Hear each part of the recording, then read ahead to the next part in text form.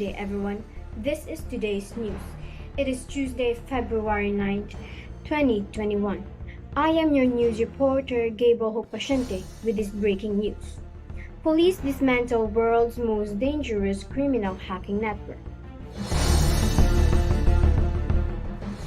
International law enforcement agencies said on Wednesday they had dismantled a criminal hacking scheme used to steal billions of dollars from businesses and private citizens worldwide.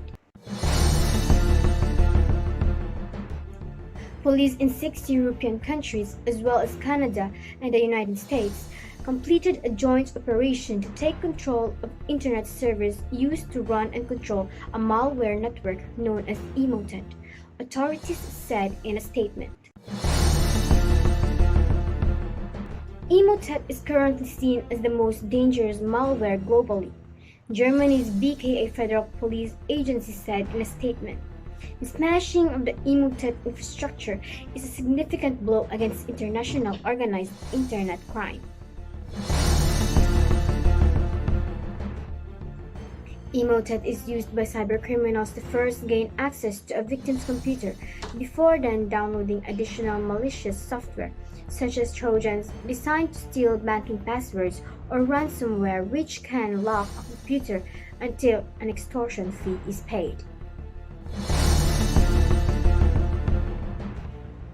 Security experts say Emotet's operators often sell access to victims' computers to other hackers using a malware as a service business model that has made them one of the world's most prolific and damaging cybercrime groups.